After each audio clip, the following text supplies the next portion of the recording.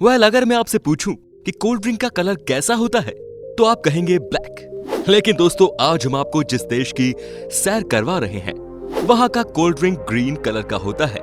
इस देश की बात ही सबसे अलग है, क्योंकि यहाँ बर्गर आपको ब्राउन कलर का नहीं मिलेगा।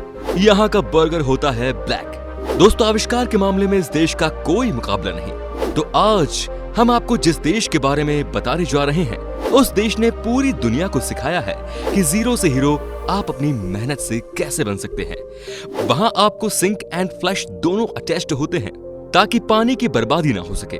दोस्तों, इस देश की ट्रेन 500 किलोमीटर की रफ्तार से भागती है। तो दोस्तों, स्वागत है आप सभी का हमारे इस चैनल टूरोपीडिया हिंदी पर। एक ऐसा चैनल जहां आप घर बैठे बैठे ही दुनिया के हर देश की सैर कर लेते हैं, उस देश के बारे में जान लेते हैं। और इसी कड़ी में आज हम आपको जापान देश की सैर करवाने वाले हैं। तो चलिए फिर शुरू करते हैं आज का ये एपिसोड। दोस्तों, जापान की जनसंख्या है लगभग 13 करोड़ और जनसंख्या के मामले में ये देश दुनिया के बड़े देशों में 11वें नंबर पर आता है।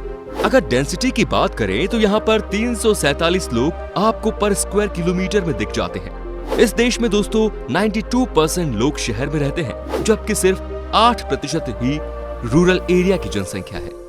ये देश अपना मैरीटाइम बॉर्डर शेयर करता है PR China, North Korea, South Korea, the Philippines, Russia, Northern Mariana Islands और ताइवान से। दोस्तों, क्या आपको पता है कि जापान देश के लोग दुनिया में सबसे ज्यादा साल जीने वाले लोग हैं? जी हाँ, यहाँ के लोगों की औसतन उम्र है 85 साल। सुपर फिट होते हैं भाई यहाँ के लोग। अब सवाल आता है कि यहाँ के लोग इतने फिट रहते कैसे हैं? क्या राज है इसके पीछे? क्या आपको पता है? नहीं, कोई नहीं, मैं बता देता हूँ। तो उसका सीधा सा क्रेडिट जाता है यहाँ के लोगों के स्वाद को। जी हाँ दोस्तों, यहाँ आपको हर चीज में ग्रीन टी मिल जाएगी। यहाँ के लोगों के लिए ऑक्सीजन के बाद अगर सबसे कुछ इम्पोर्टेंट है तो वो है ग्रीन टी। तभी तो मैंने आपसे कहा था कि ये देश दुनिया का एकमात्र ऐसा देश है जहाँ कोक आपको ग्रीन कलर में मिलती है, क्योंकि उसमें भी ग्रीन टी डली रहती है। चाय जापान की सबसे फेवरेट है। सुबह से लेकर शाम तक और अलग अलग त्योहार और वीकेंड पर यहाँ अलग अलग तरह की चाय पी जाती है। यहाँ लगभग 100 तरह की चाय की पैदावार होती है दोस्तों। और मैंने आपको बताया ही है कि सबसे ज्यादा ग्रीन टी पी जाती है। जापान में पाई जाने वाली सभी चाय हमारी चाय से कई गुना बेहतर और सेहतमंद होती है, क्योंकि ये लोग अपनी चाय में चीनी और दूध जैसी चीजों का इस्तेमाल बिल्कुल भी नहीं करते। जापान में ग्रीन टी का क्रेज कितना है, आप इसी बात से ही अंदाजा लगा सकते हैं कि यहाँ जो आइसक्रीम मिलती है वो भी हरे रंग की होती है। वाकई में जब कोई इतना ग्रीन टी पिएगा तो लाइफ में हरियाली तो आएगी ही आएगी। चाहे वेज हो या नॉन वेज, जापान के लोग ज्यादातर समुद्री यानी कि पानी में पाई जाने वाली चीजों को ही खाते हैं। समुद्र में पाए जाने वाले पौधों से लेकर हर तरह के समुद्री जीव खाने के ये लोग बहुत शौकीन होते हैं। क्या आप जानते हैं, समुद्री सब्जियां जमीन पर उगने वाली सब्जियों के मुकाबले 10 गुना ज्यादा ताकतवर होती हैं। और साथ ही मछलियों के मांस में चिकन और रेड मीट से कई गुना ज्यादा पोषक तत्व पाए जाते हैं।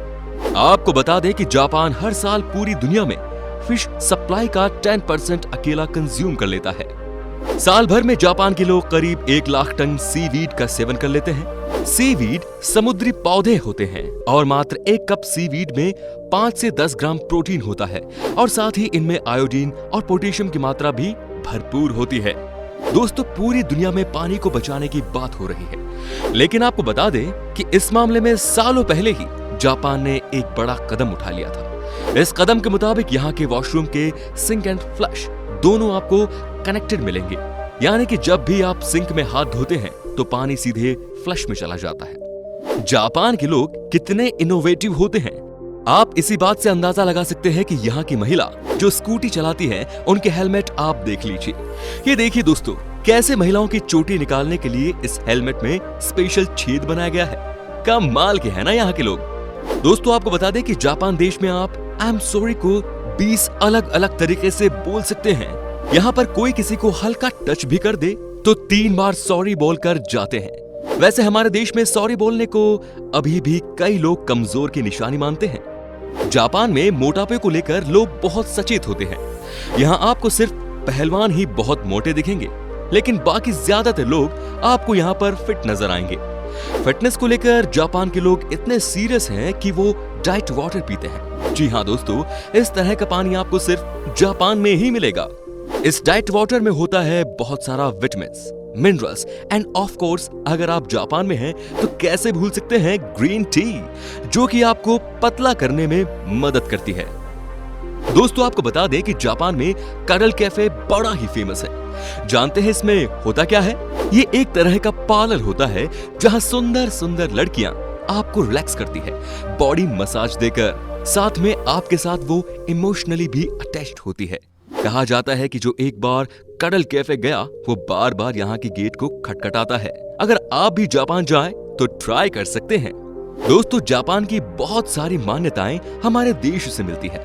जैसे हमारे देश में भी हम जब भी किसी और से मिलने के लिए उसके घर पर जाते हैं तो घर के बाहर ही जूता चप्पल उतार देते हैं। वही हाल दोस्तों जापान का भी है। यहाँ के लोग भी किसी के घर के बाहर ही जूता चप्पल उतार देते हैं। क्या आपको पता है कि दुनिया का सबसे बेस्ट एजुकेशन सिस्टम जापान का माना जाता है? जी हाँ, इस देश में किताबी ज्ञान से ज्यादा प्रैक्टिकल नॉलेज देने का कॉन्सेप्ट है। साथ ही दोस्तों आपको ये भी बता दूं कि यहाँ के स्कूल में बच्चे को ही साफ सफाई करनी पड़ती है। झाड़ू पोछा से लेकर सब कुछ बच्चे खुद ही करते हैं। है ना कमाल की बात?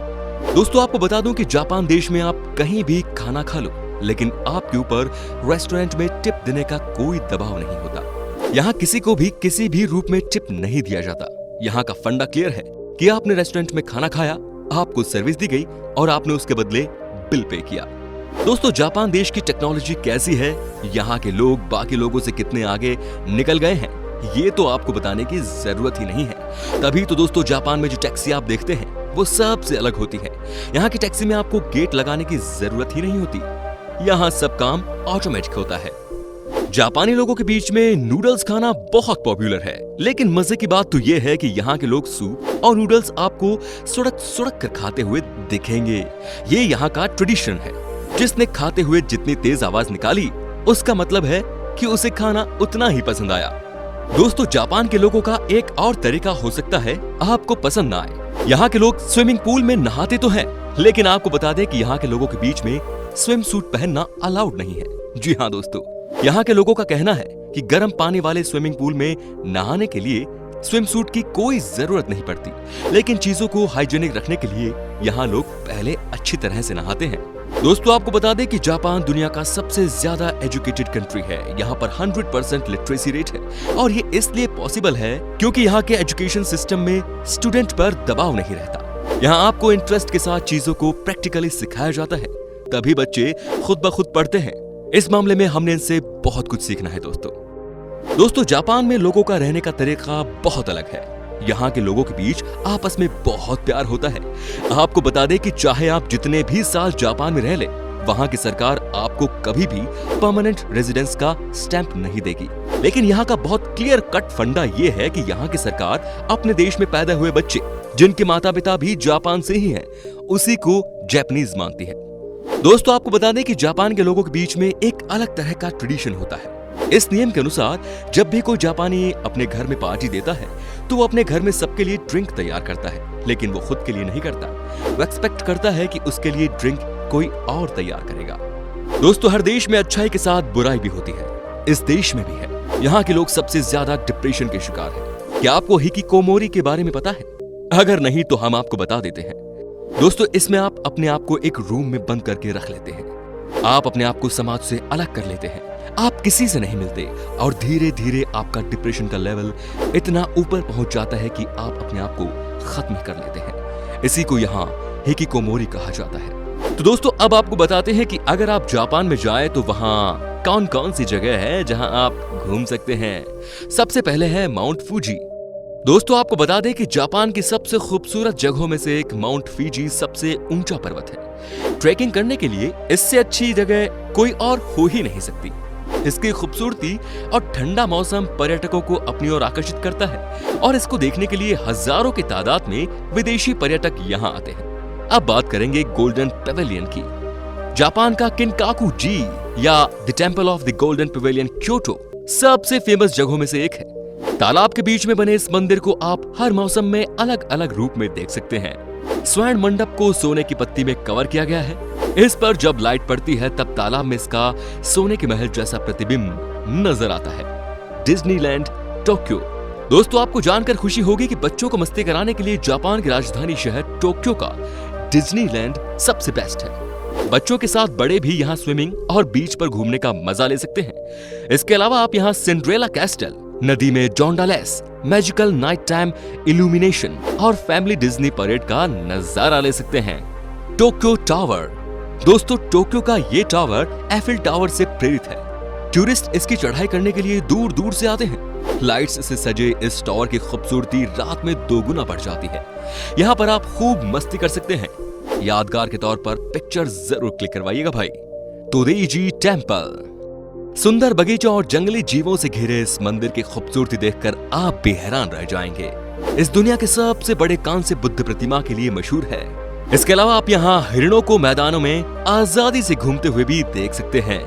चलिए बात करते हैं अब मियाजीमा द्वीप की। दोस्तों आपको बता दें कि जापान के मियाजीमा द्वीप को देवताओं के द्वीप के नाम से भी जाना जाता है। यूनेस्को की विश्व धरोहर बन चुका ये स्थल जापान में सबसे खूबसूरत सुंदर स्थानों में से एक है। हिरोशिमा के तट पर स्थित मियाजीमा द्वीप पर आप केवल नाव द्वारा ही पहुंच सकते हैं। अंत में बात करते हैं कुमानो नाची ताइशी। फ्रेंड्स, कुमानो नाची ताइशी जापान के सबसे खूबसूरत मंदिरों में से एक है। जंगलों के बीचों बीच बने इस मंदिर में से आप बेहद सुंदर झरने को बहते हुए देख सकते हैं। ये जापान का सबसे लंबा झरना है। तो दोस्तों उम्मीद करता हूं कि आपको हमारी ये वीडियो पसंद आई होगी। अच्छी लगी हो तो इसे लाइक जरूर कीजिए। हमें नीचे कमेंट में बताइए कि आपको जापान कैसा लगा। अगर आप नए हो तो हमारे चैनल को सब्सक्राइब जरूर कीजिए और नीचे डिस्क्रिप्शन में दी गई लिंक से हमें इंस्टाग्राम पर जरूर फॉलो कीजिए।